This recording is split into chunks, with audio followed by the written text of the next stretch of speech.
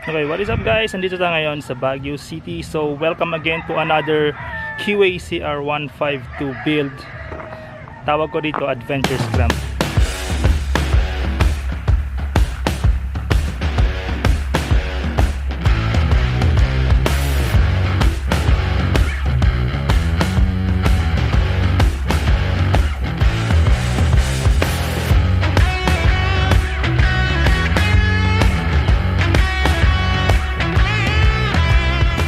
Okay guys, so ito na nga yung ating QACR 152 and tawag ko dito is Adventure Scrum build. Yung pinakaunang plano natin dito supposed to be maging cafe racer, pero nagbago rin yung isip ko kasi nga dito tayo nakatira sa Baguio City, sa Benguet. Kailangan natin ng motorcycle na kayang umakyat ng bundok at hindi mahirapan sa mga ayan, yung mga mabaltong lugar katulad dito. So ginawa ko siyang scrambler, and then after almost 3 years, since nagta-travel naman tayo dito kasi sa Benguet, ginawa ko na lang siyang adventure bike. So yun yung tawag ko dito, Adventure Scrum build ng QACR 152. Ayan, kung makikita nyo, medyo malayo na yung build niya, yung itsura niya compare dun sa last na ginawa natin. So kung gusto nyo makita yung recent na ginawa natin, recent review nitong ating QA, ito, click nyo to. Ayan, so sa loob ng almost 3 years ng pagbibuild natin, actually hanggang ngayon hindi pa rin siya tapos, pero kung makikita nyo, ayan, marami ng mga nakalagay. Maraming nagsasabi na nasobrahan ko daw yung mga pinaglalagay ko dito sa motor natin, pero ito tayo ito yung gusto natin, di ba? Okay guys, so simulan natin dun sa mga upgrades na ginawa natin dito sa ating motor. Ayan, pinakauna na mapapansin nyo is yung kanyang headlight. Ayan, pinalitan na natin yung stock na headlight niya. This is a projector headlight. Dalawa yung kanyang ilaw. So LED ito. Ayan, meron siyang low beam as high beam kapag dalawa sila. Ayan, kinabit natin to using this bracket. So nung nabili natin to sa online shop to, I think sa Lazada or Shopee. Click nyo na lang yung link sa description below. Ayan, meron siyang bracket, and then kapag ikakabit nyo siya, ayan, kailangan yung bumili ng additional na dalawang bracket. So ito, ayan, in order natin to sa Mitsukoshi para pantay din siya dito sa isa. Ayan, so inantay natin to mga almost 1 month. Actually nasa 1 month bago dumating kasi i-order pa nila ito somewhere, wala silang stock dito. Ayan, since tinanggal natin yung stock headlight nito, kung mapapansin nyo dito, ayan, meron siyang casing. Ito electrical casing to para hindi magmukhang kalat yung wirings. Ayan, kasi dun sa stock, actually nakatago yung mga wirings niya dun sa mismong bilog, yung lalagyan ng ating ilaw. So ayan, at least naremedyohan natin, no? Yung windshield natin, pinalitin na rin natin. Ayan, mas maliit ito. Ayan, medyo may pagka-technical yung paglalagay natin dito kasi yung kabitan niya either dito lang o kaya dito sa gilid. Ayan, so it's either masyado siyang naka-forward o masyado siyang nakausog sa likod. So ang ginawa ko, nilagyan ulit natin dito. Gumawa na naman tayo ng ito, DIY bracket natin para at least ayan, medyo naka-forward siyang tignan. And namumove yan Ayan. Yung original color nito is yellow. So pinintura na lang natin ng black paint, ayan, para maging bagay naman siya dito. And then yung signal lights natin, dati pa rin. Ito yung mga pinakaunang in-upgrade natin dito sa motorcycle. Ayan, bullet signal lights. Ayan, parehas siya dito rin sa harapan. And of course dito sa likod, ayan, parehas rin siya. Itong signal lights natin, hindi siya LED, so bulb type pa rin yan. Ayan, at least ma-maintain pa rin natin yung may pagka-classic niyang look, di ba? Dito naman sa ating front fender, ayan, mataas na siya. Yung stock nito, actually baba ito, yung plastic. Tapos after nun, pinalitan natin ulit ng bakal, pero mababa din. Bagay yun for cafe racer. And then since gusto natin ng scrambler look, bumili tayo. Ito galing to kay Swabs. Ayan, so nakakabit na itong fender na ito dun sa taas, hindi na siya dito. Ayan, kung mapapansin nyo dito sa ating front fork, itong shocks natin, meron sang shield. Yung purpose ng paglagay natin dito, para kahit paano magbukhang makapal, umataba itong ating front suspension kasi manipis Ayan titignan nyo, manipis. Ayan, meron tong fork boots. So actually, ang purpose lang nito is para magmukhang malaki lang, pero actually hindi niya tinatakpan yung yung suspension kasi meron ng fork boots. Of course, itong ating heat shield, yan mainly is for this one. Dito talaga siya dapat nilalagay. Ayan, so nagkaroon lang ako ng idea na parang bagay siya dito sa ating front suspension. So I think okay rin lang naman, di ba? Ayan, yung ating gulong, stock rim pa rin ito. Hindi pa rin natin to napalitan, pero in the long run, yung mga next upgrades natin, papalitan natin to ng SPD rim. Ayan, mag-upgrade tayo into 19 inch siguro para mas malaki yung gulong natin sa harap. And then itong ating gulong, this is a Fuji motocross tire. Yung size nito is 100 by 90 by 17. Kung papansin niyo, ayan medyo pudpud na siya. Yan, more than 2 years na rin natin ginagamit ito. Kasi dun sa stock, pinalitan agad natin nung nakuha natin yon, yung motor. Ayan, medyo bawas na siya Ayan. So nararamdaman mo pa rin yung tagtag, lalo na kapag mabagal ka sa traffic or flat yung surface. And nararamdaman mo pa rin yung bawat chunks ng rubber. Pero hindi na ganun katagtag kasi nga ayan flat na. Halos ubos na dito na part. Ayan. So papalitan na rin natin tong gulong natin. Then dito sa ating rayos, ayan, kung mapapansin nyo bakit medyo makapal siya. So merong rayos cover ito. Ayan, plastic lang to na nakalagay, nakabalot lang siya actually. Ayan Ayan. Online din natin to nakuha. Ayan, yung purpose niyan syempre para magmukhang bulky pa rin yung itsura ng ating classic rim. So kung mapapansin nyo dito sa ating handlebar lifter, ayan, 2 pieces yan. So ang ginawa ko kasi dito, pinagpatong ko yung dalawa.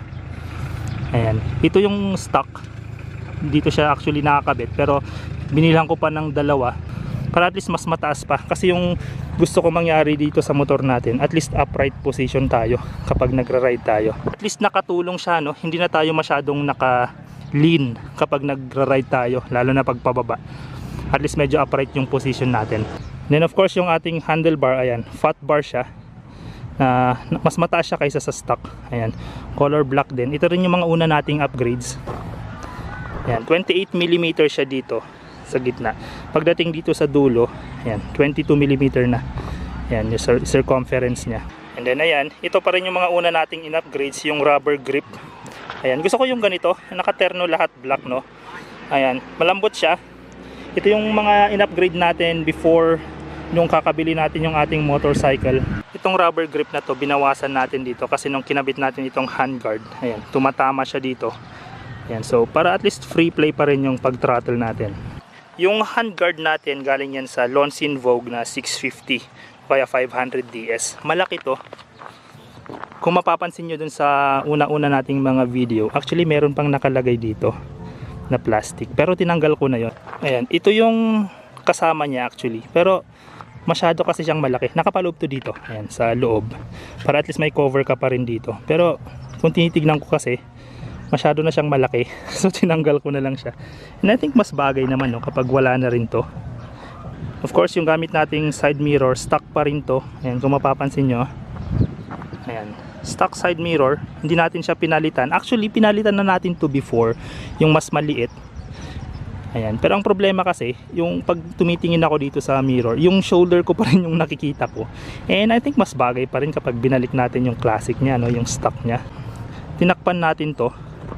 Ayan, yung tangkay ng ating side mirror. This is a 6mm na nylon. Ayan, para magmukha siyang bulky. Ayan, mas makapal. Ayan, mas mataba siya. Yung original paint nito is, actually wala siyang paint it's stainless. Pininturahan na lang natin ng black. Ayan, para bagay ulit siya. Yung blind spot mirror natin, maliit lang yan. Ayan, natitwist naman siyang ganyan. Pwede mong ikot-ikutin para makita mo rin yung blind spot area. Ayan, meron din siya, magkabilaan. Dito sa ating fat bar, ayan, actually naglagay tayo dito ng Motowolf na bracket. Ayan unfortunately, hindi umaabot itong side niya dito sa gilid. So gumawa tayo ng DIY natin. Ayan, ito ginawa lang natin to, itong bakal na to. So nag-produce tayo niyan. Simpleng cutting lang naman yan ng bakal. Ayan, additional, sabihin natin mga 2 inches. Yan, both sides para umabot siya dito. Yan yung nakalagay dito sa ating bracket na Motowolf. Of course, ito. This is a classic horn. Yan, para kahit naka-off yung motor natin, ayan, meron tayong pwedeng gamitin. No? Ito ano lang to, nilagay ko lang to dahil nung nakikiangkas yung anak ko noon, para hindi niya ginagalaw yung mga switches actually. Ayan. So nilagay ko to, at least ito na lang yung pinipindot niya. Ayan, nakakabit siya sa ito, another Motowolf bracket. Ayan, pwede mo tong lagyan ng mga camera. Ayan, phone holder pwede rin. Insta360 na GoPro pwede rin dito. Ayan. Dito sa ating phone holder, ito, dalawa actually yan. Ayan, yung isa, this is Motowolf. Ayan, naka-clip on siya dito sa ating side mirror. And then itong isa naman, dalawa kasi yan, ito naman meron siyang kasamang charger. Ayan, oh. Siguro sa loob ng 3 taon naka 6 times na ako nagpalit ng phone holder. Ayan. Pero definitely yung Motowolf, ito yung pinaka the best for me. Ayan, very sturdy siya. So dito nakalagay yung ating cellphone. Bakal to. Ayan, bakal with ABS plastic itong bilog. And then isa sa mga recent na in-add ko dito sa ating upgrades is itong speaker. Actually hindi ko naman siya ginagamit kapag nagra-ride tayo kasi hindi naman natin siya maririnig. Mas malakas yung ingay ng motor. Malakas to, Inwa. Nakuha lang natin to online din sa Shopee. Ayan, it's Bluetooth. So kino-connect ko yung phone dito. Ayan, at least may sounds tayo kapag nakatambay tayo somewhere. By the way guys, meron tayong nilagay ulit na pipe shield. Ayan, this is another pipe shield. Mas maliit nga lang siya. Of course ito, dito dapat yan nilalagay. Ayan, from the engine exhaust na yan. Pero nilagay na lang natin siya dito. Yung mga nakikita ko na mga motocross, di ba may nakalagay dito na foam. I think para magmukhang bulky yung area na to, ayan, para matakpan din, may konting shield tayo dito. Ayan, nilagay na lang natin tong exhaust pipe shield. Sa right side meron tayong auxiliary switch, dalawa ito. Ito yung switch para sa ating auxiliary light. Ito para dito, and then yung isa naka-reserve yan for hazard. Actually yung Keyway CR152 wala siyang hazard button, so it's either left or right lang yung signal niya yun sa signal light. So isa rin yun sa mga gagawin natin in the future. Lalagyan natin to ng hazard lights. Ayan, para kapag nakatabi tayo sa kalsada, di ba, hindi lang tayo naka-left, usually naka-right, hindi lang tayo naka-right na signal.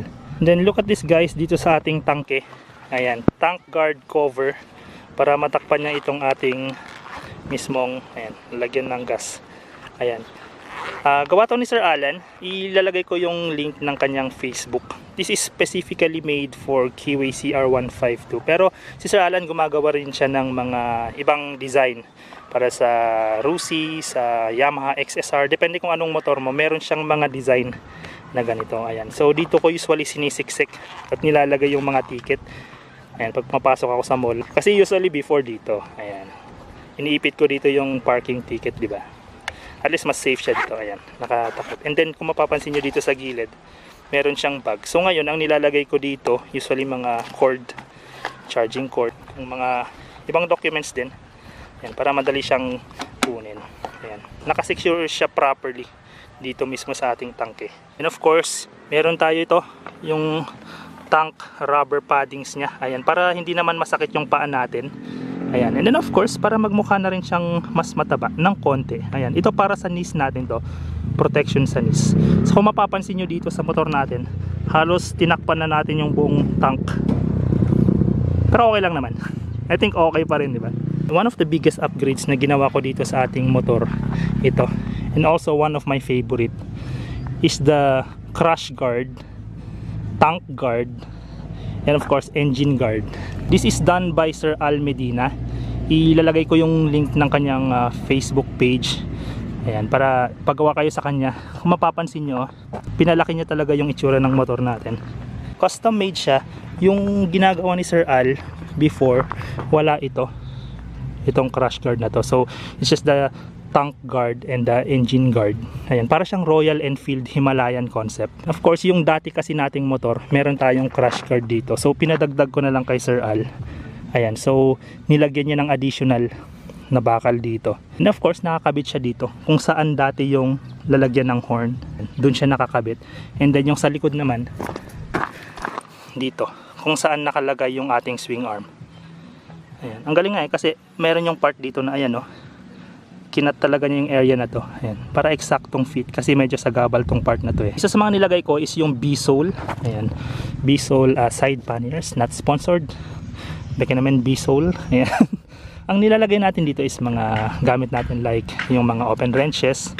Ayan, yung mga madaling bagay na pwede nating kunin. Minsan nilalagay ko yung mga pagkain ko dito. Nakakabit siya dito sa tank guard, no? Ayan, nakastrap lang siya actually. The downside na nangyari dito sa ating side panniers, dito sa kabila, wala na yung design niya. Hindi siya plastic, para siyang hard leather yung build niya. Unfortunately, nung tag-ulan, yung area ng motor na to nababasa. Ayan, so natanggal. Eventually, ni-scrape ko na lang para kahit paano mukhang malinis. Pero papalitan ulit natin to. Siguro ibang side panniers naman na mag-fit dito, or maybe yung dati pa rin pero something na bago. Of course, yung nilagay natin dito sa loob ng ating crash guard is yung LED na auxiliary lights. Ayan.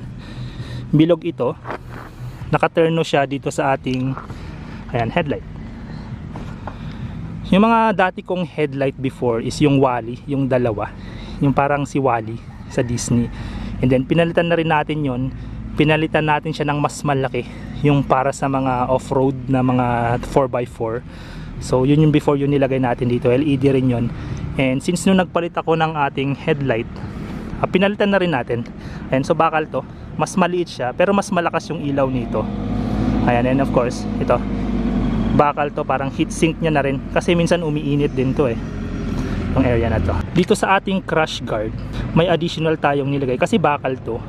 So, one time natumba na rin ako buti na lang nasa salon ito, itong plastic na to. Additional protection ng ating crash guard. Ayan, so ito yung tumama sa ground. Motowolf yung kanyang brand.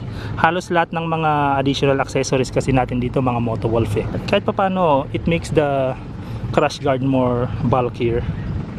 And then another thing na nilagay natin dito is itong slider bolt na to na plastic. Crash guard din to. Ayan, para kapag natumba yung motor mo, ito pa rin yung tatama. So meron din siya dito sa likod, nakalagay siya dito sa may angkasan. So fold lang yung angkasan natin. Ito yung tatama if ever naman na matumba tayo. Before nung na-aksidente ako, wala pa to. So ang tumama ito, ayan kung mapapansin nyo, meron ng scratch dito. Pininturahan ko na lang ulit. Tapos na-UP yung ating exhaust noon, exhaust shield. So additional na rin na protection sa motor natin is naglagay tayo nito, itong plastic na to. And then of course, one of the best things na nilagay natin dito at mga pinakauna nating upgrade is itong mudguard. This is done by Campo Paraiso. Sila yung gumawa nito. Kung makikita mo to ng malapitan, sobrang daming gas-gas. Kasi nga yung pavement namin dito, ayan. Dito sa amin, puro ganyan yung mga nakikita mo, majority dito sa amin yan. Mga bato. So, maraming gas-gas actually ito. Ayan, kung dito mong malapit. Pero ang ganda ng purpose nito, and malaking tulong ito para i-protect niya itong ating engine from scratches at yung mga bato kapag lumilipad sila pag nagra-ride tayo sa trail. Yan, of course guys, please don't forget to like and subscribe dito sa ating channel Highland Moto. Pag gusto niyo yung mga ganitong content, motorcycles, yan, mostly Kiwi CR152. Yan, of course, nire-review din natin yung ibang mga motor, mga upcoming videos natin. Okay guys, dito sa ating side stand, ilang beses na rin natin tong pinalitan. This is a 22 cm na side stand. Meron siyang side stand shoe. Nilagay natin para kahit paano tumaas ng konti, half more centimeter. Kasi medyo naka-lean na siya towards here sa right side. Yung dati nating nilagay na 24 cm, masyado naman siyang malaki. So yung motor natin, naka-lean siya dito naman to the left. Pinalitan natin to kasi nung nagpalit tayo ng ating gulong, yan yung exterior natin, tumaas. And then of course, malaking factor din yung nangyari nung nagpalit tayo ng ating Ang shocks natin sa likod is Owens shock absorber 400mm. So hindi na siya stock. Kung mapapansin nyo dito, ang taas, kaya ang taas na yung likod ng ating motor. Kinabit pa rin natin siya dun sa dating kabitan ng stock. Ayan. Pero of course magkakaproblema ka na dito. Yung swing arm, lalo siyang bumaba. So tumaas lalo yung ating ground clearance. So nagka-problema tayo dito sa ating brake. Ayan. Ang ginawa natin ito, inusog natin ng konti. Kumbaga hinila natin tong part na to, yung humahawak sa brake rod. Ayan, para hindi siya sumasagi doon. Ayan. And of course, since bumaba yung ating swing arm, ito, tumatama na yung bolt na to dito sa ating exhaust pipe. Ayan. So kailangan mo ring i-move ng konti ito. I-bend mo lang ito sa right side. Ayan, para hindi siya tumama doon. Actually tumatama pa nga rin eh. And since nagra-ride tayo dito sa mountains, dito sa bundok ng Benguet, grabe yung tension ng ating chain. So after how many rides natin, actually naglo-loosen ito. Okay, so this is a chain tensioner. Ang ginagawa nito is tinataas niya itong ating chain. Ayan, para hindi na siya sumasagi dito. One of the main thing na problem nito, kapag stuck yung swing arm mo, tapos nag-extend ka ng shocks mo into 400mm, sasayad itong chain natin dito. Ayan. Kung mapapansin nyo dun sa loob, itong part na to, ayan, may butas na siya. Ayan, dahil yan dito sa chain natin. Ayan. Kasi syempre yung free play niya masyado nang maalog. So ang ginagawa nito, hindi naman niya talaga hininigpitan, parang tinataas niya lang, oh. Ayan, oh. Kapag nagra-ride tayo, at least wala kang naririnig na vibration ng chain. Actually ang naririnig mo ito, bakal to, lahat bakal. Meron din yung plastic actually na roller, pwede rin naman yun. Ay guys, dito naman sa bandang likod, yung ating nilagay sa likod, this is a tire hugger. Binili natin to kay Swabs, one of the earliest upgrades natin dito sa motor, pero marami na rin akong nilagay at binago. So ito stock pa rin naman to na gawa nila. Nakakabit siya dito, ayan, sa may shocks and doon banda. And then pinalitan natin itong ating back fender na to. Dati nandun siya sa harapan, so nasa harapan siya before nung Cafe Racer pa lang yung built ng ating motorcycle. Dito siya nakalagay. Nung pinalitan natin yung stock nating front fender, yung mas mababa, at least mas malaki yung coverage niya, no? Ayan, kung mapapansin nyo, natatakpan niya na yung halos likod, ayan, ang ating motor. Ayan, oh. Yung brake light natin, pinalitan na rin natin into classic look ito. Ayan, so meron siyang grill, bakal din to. Ayan, LED yung nakalagay sa loob. Ayan, I think mas bagay siya, no, para dito sa ating motorcycle, since before classic look yung gusto pa rin nating i-achieve sa ating motorcycle. Ayan, nakalagay siya dito. Yung wirings niya nakalagay doon, nakapalinya doon, and then dito sa swing arm patago, then papunta dun sa battery. Yan, unfortunately may batas kasi si LTO na wala dapat obstruction dito sa ating plate number. So kapag sinabing obstruction, yung glare nitong plate holder na to na acrylic, minsan natatakpan niya yung, yan, yung plate number natin. Kaya nilagay ko na lang siya sa likod. One time nabangga ako ng isang kamote, so actually nabanking to eh. Ayan, yung plate number natin. So at least kahit papano meron tayong protection. Ayan, matigas siya, makapal. Ayan, kumbaga doon naka-rest yung ating plate number, para kung if ever mabangga ulit tayo dito na part, at least may protection siya na hindi siya mayuyupit. Of course, isa sa mga napapansin nyo dito sa ating motorcycle, since adventure yung build nito, ayan, meron tayong side panniers. Ayan, plastic na to, and then may susian siya. Ayan, yung dati nating side panniers before, yung tela lang, pinalitan na natin yon, and then pinalitan ulit natin ng leatherette. Mas mababa yun before, so pang Cafe Racer yung style niya. Ngayon, since adventure scrum na yung ating build, mas bagay ito. So ginawan ulit natin siya ng DIY na bracket. So hindi naman siya welding job, parang nagbutas lang tayo. Putol tayo ng flat na ito, bakal paloob. Nakapaloob yan dito sa ating seat, tapos nakabend siya doon, and then naglagay ako dito ng butas. Yan, nagdrill ako dito at saka sa kabila para may kabit natin to.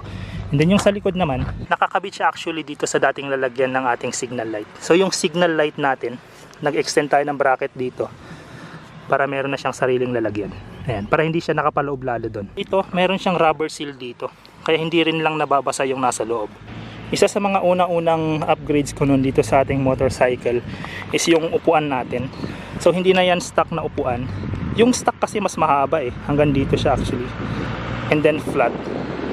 So ang ginawa ko, bumili ako ng ito, seat sa likod na meron siyang hump dito sa likod. And para yung OBR natin medyo nakapataas siya. And then yung design ng upuan actually pa ganun, medyo pa bend. Yan, para comfortable tayo. Ang ginawa ko dito is pinutulan ko yung sa likod, and then meron siyang U-bend dito.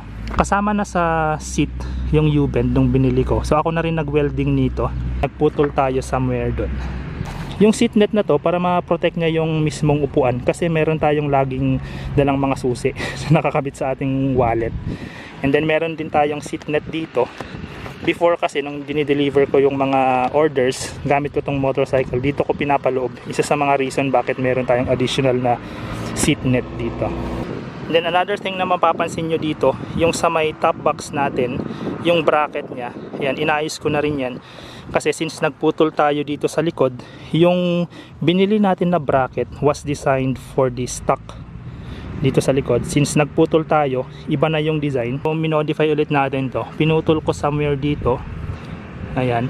And then inusog ko pa ganito. Kumbaga nagbawas pa ako ng at least mga 3 inches. And so merong nakapaloob dito na bakal sa loob. Ayan. Then winelding ko na lang.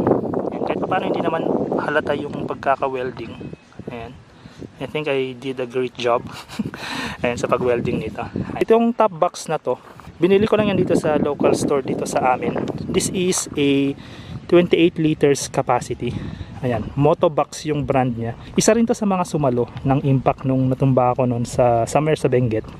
So, meron din siya kahit papanong purpose. Siguro maganda rin kapag merong mga protector dito. Pero ito na yun. Ayan, yung mga plastic na yan. Meron din tayong net sa taas. So ginagamit ko rin ito pang deliver. Ito yung pang ipit natin sa mga maliliit na items na nilalagay natin sa taas ng top box. Yung pinili ko is 28 liters lang siya. Kasi nilalagyan natin to ng mga artist canvas, yung mga deliveries natin.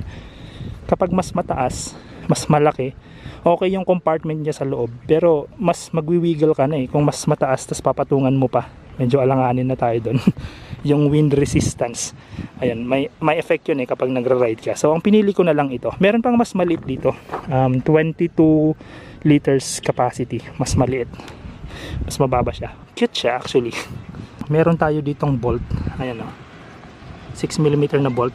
Tinaas niya ito yung ating top box bracket pababa.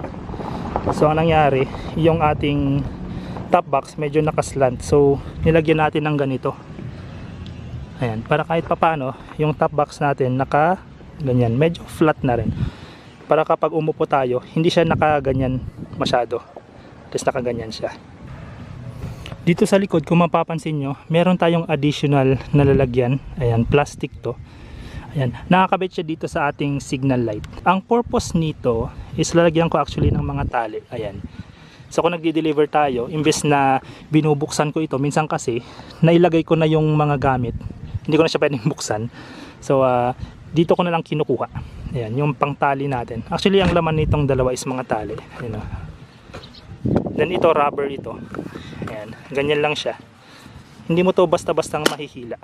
Ayan, ayan, additional compartment natin dito sa likod. Then guys, itong upper fender pala natin, ito galing to sa TMX na fender. Ayan. So may mga additional holes. Actually this one is built for TMX. Ayan, nilagyan na rin natin ng upper fender dito sa likod. Ayan, para yung talsik nito at least may salo pa rin, para hindi tayo natatalsikan dito na part. Itong area na to malinis pa rin. Okay, punta naman tayo dito sa ating pipe. Ito, 3 years na itong ating motorcycle, pero yung pipe natin stock. So usually yung unang pinapalitan ng mga bumibili ng motorcycle is yung pipe, di ba? Loud pipes, battle pipe or bullet. Pero yung sa atin, this is stock. Ayoko nang masyadong maingay na motor, so okay na sa akin itong pipe na to. Pero in the long run, papalitan din natin to. Pero kung mapapansin nyo dito, ito medyo ban ito sa ibang bansa kasi asbestos to eh. Delikado ito kapag nalanghap mo yung fibers nito. Ayan, lalo na kapag umuulan, umuusok itong part na to. So yung mga taong walang masyadong alam sa motorcycle, kung naka-stop over ka tapos umuulan, umuusok yung motor mo, so akala nila sira. So actually dito nang gagaling. Ayan. So wag mo nga amuyin yung amoy nito. Ayan, delikado yun sa lungs eh. Of course, nilagay natin ito, pipe guard, heat shield, Ang original color nito is black. Ayan, kung mapapansin nyo rin dito, ayan, iba na rin yung color niya, naging bronze na rin. Pati ito, copper look na rin siya dahil sa init. Pero nung nilagay natin to, this is pure black. Pero I think okay rin naman, no? Brownish yung color niya for the whole pipe. Tinanggal na rin natin yung stock na heat shield nitong pipe natin. Pinalitan natin to. Yung purpose lang naman nito para magmukhang kahit paano ay rugged look yung ating stock. Kasi before, yung stock na shield nito, plain lang siya, nabakal na pa ganun. Ayan, I think okay na rin, no? Bumagay naman siya dito sa itsura ng ating pipe. Okay, punta tayo dito sa ating filter. Ayan, one time, nung nagra-ride ako packet ng bundok, tumigil yung motor. So, most probably, ang alam ko, marami yung ating carb. So, ang ginawa ko, nilinis ko, ayun nga, maraming ang mga dumi dun sa loob ng carb. Yan, para ma-prevent natin yun, ayan, bumili tayo ng fuel filter. Plastic lang to, actually 15 pesos lang to. Nakakabit lang ito dito from the tank, pa ganun, and then papunta na to dun sa ating carb. And another thing na hindi nyo napapansin dito, actually meron ditong cup holder. Ayan, no? Additional lang, nilagay ko lang siya dito sa loob. Dati ang nilalagay ko dito yung speaker. Meron akong speaker na bilog, eksakto siya dito, so at least nakatago yung speaker natin. Pero mas okay na rin na yung speaker nilagay na lang natin dito. Ayun, so overall guys, sa loob ng almost 3 years ng pag-upgrade natin ng ating motorcycle, hindi pa rin siya actually tapos eh, pero at least malayo na yung itsura niya. Ayan, from the stock, and then from Cafe Racer yung unang build niya, and then from Scrambler, ngayon well, mukha na siyang pang adventure. Sabi mo, maraming nagko-comment sa akin na nasobrahan na daw yung ating pag-upgrade sa ating motorcycle, pero ito yung gusto kong build eh, di ba? So motor ko naman to eh. So anong gusto ko, yun ang masusunod, di ba? And for sure, marami pa akong matatanggap na mga comments regarding my build, kasi hanggang ngayon hindi pa rin siya tapos. Marami pa rin akong ilalagay, actually mga future plans na ilalagay natin dito sa ating motorcycle. Actually unti-unti lang naman yung pag-upgrade natin dito. Kapag may extra money lang tayo, tsaka natin binubuhos yung extra money natin sa pag-upgrade ng mga parts. So one of the things na gusto kong palitan dito sa ating motorcycle, mga future upgrades natin, pinakauna is yung rim. Ayan. So nasabi ko na kanina, papalitan natin itong stock rim natin.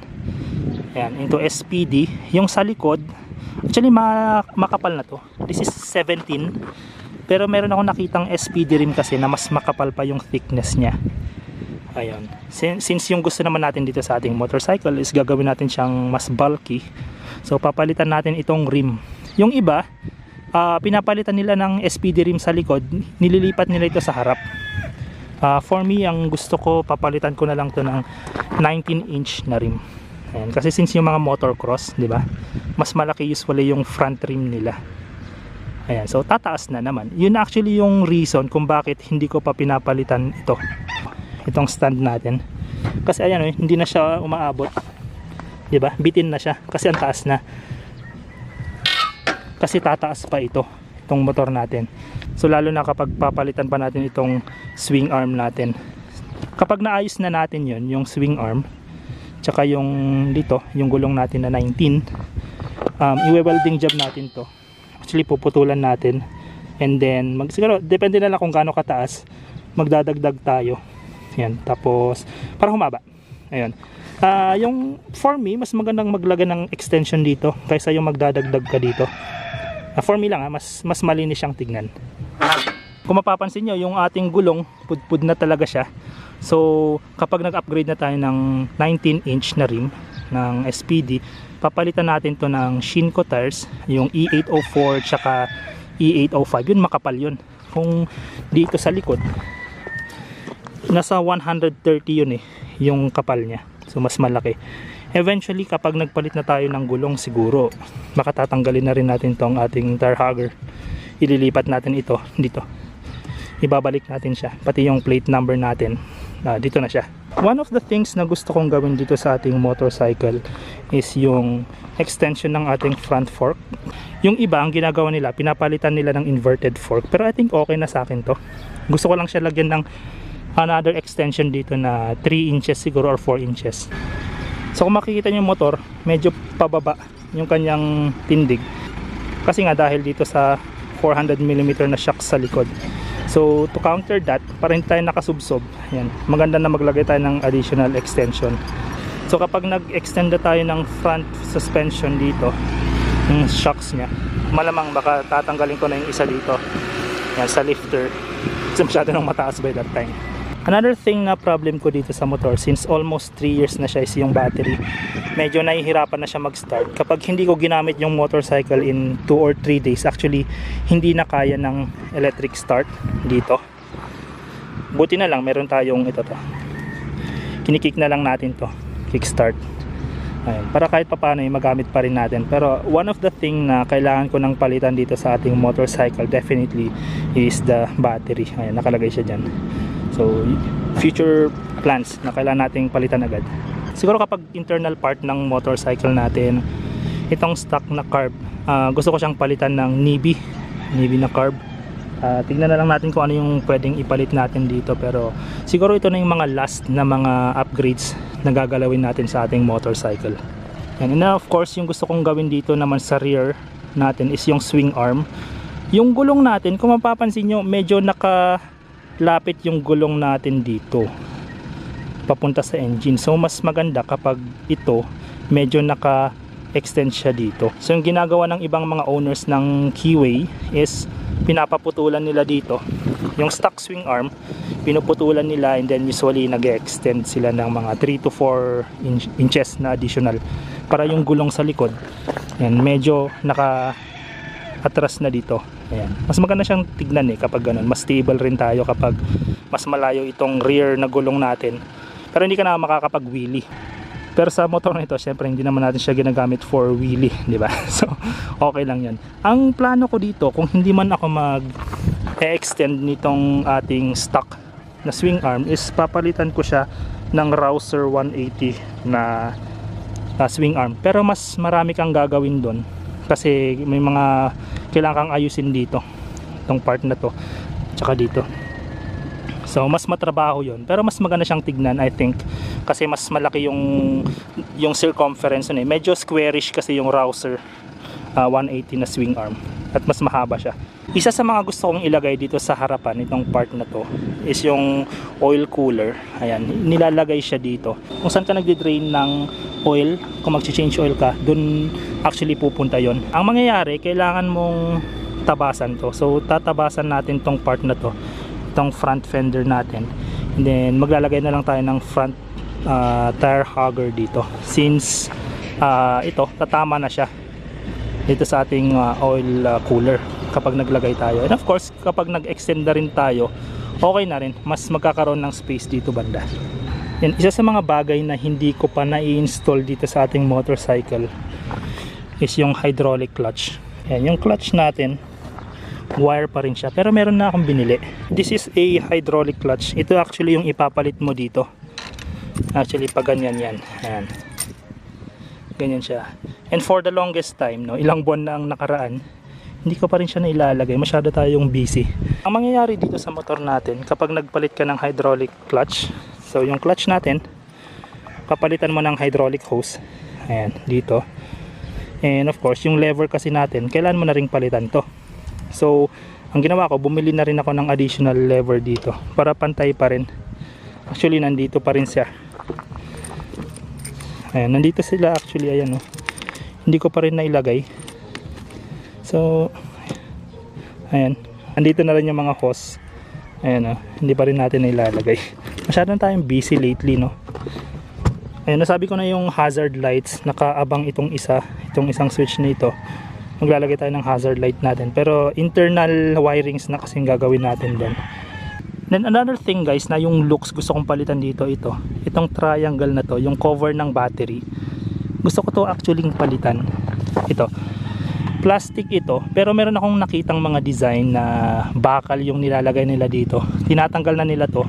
I think mas maganda kapag medyo pointy, ayun, isa yun sa mga papalitan natin tong part na to.